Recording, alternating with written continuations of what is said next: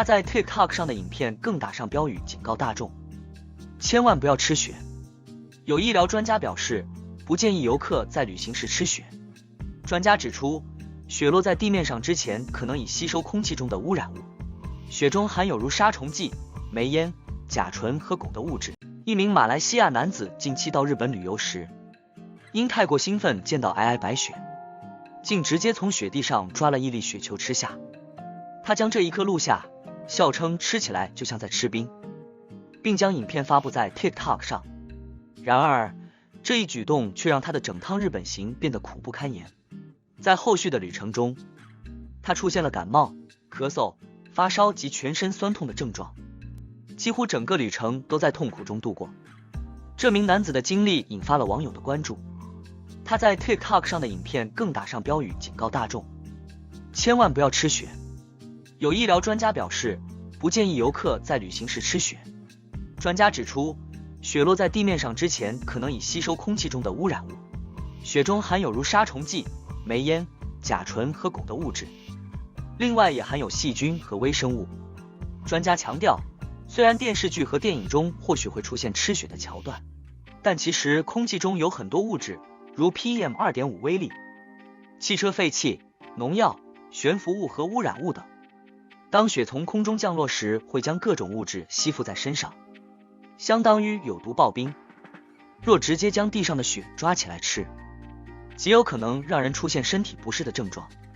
这起事件提醒大家，在享受旅行的同时，也应该注意自己的健康安全。在遇到未知的环境和物质时，应保持警惕，避免因一时的好奇或兴奋而做出可能危害健康的行为。大家对于这件事有什么看法？欢迎留言讨论哟。感谢收看 Lee News， 每天给你最新最好料新闻报道。欢迎订阅我们的频道，按赞分享，开启小铃铛。他不慎错过了下山的最后一班公车，只好步行沿巴拉卡公路向淡水方向下山。冷风凛冽，雨夹雪飘落，外界温度仅剩5度。经过近10公里的艰辛跋涉，少年来到新华派出所求助。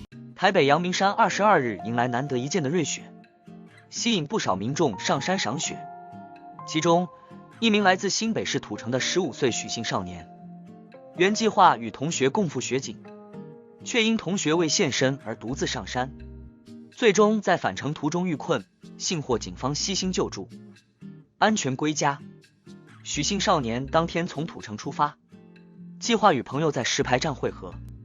然而，朋友临时爽约，他决定独自踏上寻雪之旅。从下午2点起，他沿著行义路步行了约16公里，到达阳明山2子坪。然而，在返程时，他不慎错过了下山的最后一班公车，只好步行沿巴拉卡公路向淡水方向下山。冷风凛冽，雨夹雪飘落，外界温度仅剩5度。经过近10公里的艰辛跋涉，少年来到新华派出所求助，全身湿透且不停颤抖。一进门就问道：“警察叔叔，可以借我吹风机吗？”警员立即提供姜茶与热食，并用吹风机帮助他吹前头发，提供热水让他洗漱换衣，最后安全送他回家。这位少年的冒险经历提醒民众在进山游玩时，应与他人同行，并准备充足的粮食、水及保暖衣物。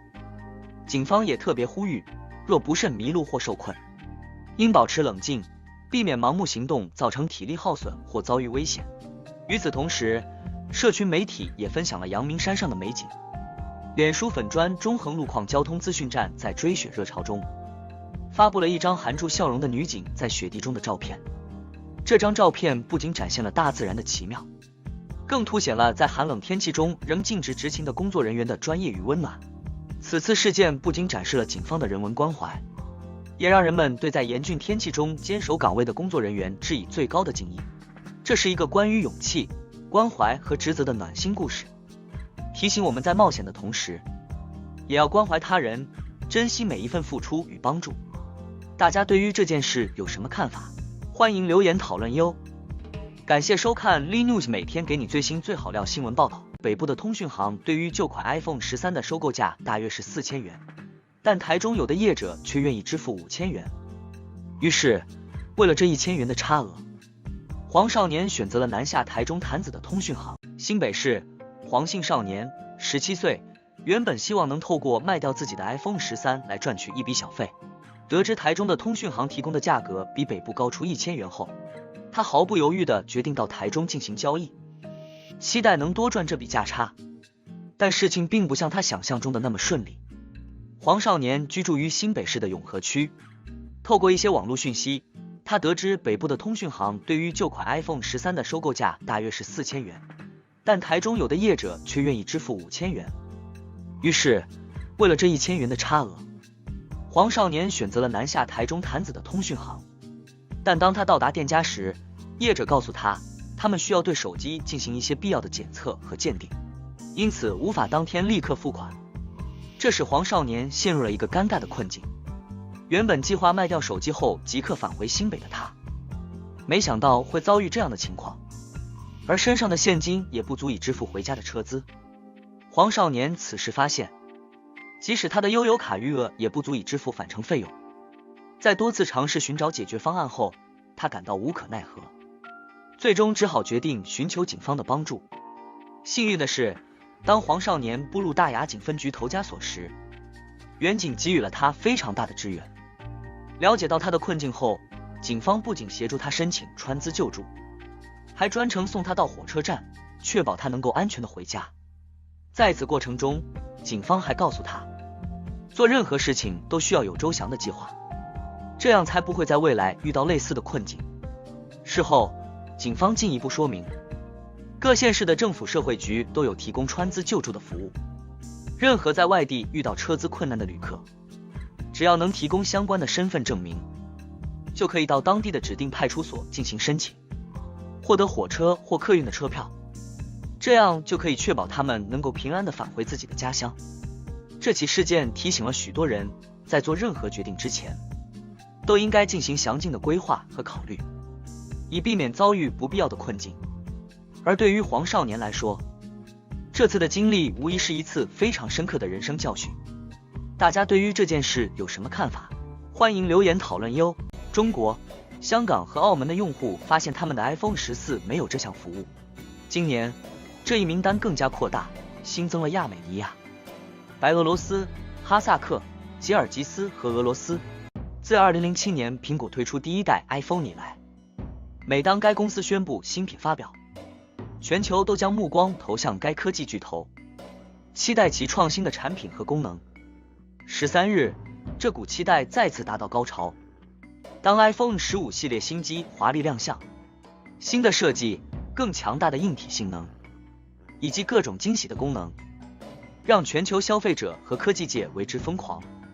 然而，与此同时，一项去年推出的功能也再次成为关注焦点，那就是 SOS 紧急服务。不可否认，iPhone 15再次展现了苹果在产品设计和技术创新上的领先地位。无论是萤幕、相机、处理器或是电池性能，苹果都在这次的新机上做出了卓越的优化。此外， iOS 的新版本也为用户带来了更为流畅和个性化的体验。这一切都确保了苹果在全球智能手机市场上的领先地位，并继续激发消费者对品牌的忠诚度和信任。但回到 SOS 紧急服务这一功能，去年当苹果首次宣布这项服务时，它被视为是对用户安全的又一重要关注。这项功能允许用户在行动网络或 WiFi 都无法接取的地方，通过卫星连线向紧急服务单位发送求助信息，仅需将手机对准天空，用户就能在任何地方与外界建立联系。这对于远足、攀登或其他远离人烟地区的人们来说，无疑是一个生命线。然而，这一功能在特定的国家和地区却无法使用。初时，中国、香港和澳门的用户发现他们的 iPhone 14没有这项服务。今年，这一名单更加扩大，新增了亚美尼亚、白俄罗斯、哈萨克、吉尔吉斯和俄罗斯。这意味着许多地方的用户尽管购买了最新的 iPhone， 却无法享受到其提供的所有功能。至于这些限制的原因，外界猜测不一。有人认为可能是受到当地政府的法规限制，或是某些技术合作协议的影响，但苹果对此尚未给出明确的说明。这也使得 SOS 紧急服务成为了这次新机发表的一大争议点。总体来说，苹果的新机发表再次展现了其在科技产业的领先地位，但与此同时 ，SOS 紧急服务的限制也提醒了我们，即使是最先进的技术，也可能受到地域、政策或其他外部因素的影响。这也促使我们思考科技的发展和普及，除了技术和创新，还需要更多的跨界合作和共识。大家对于这件事有什么看法？欢迎留言讨论哟。感谢收看 Lee News， 每天给你最新最好料新闻报道。欢迎订阅我们的频道，按赞分享，开启小铃铛。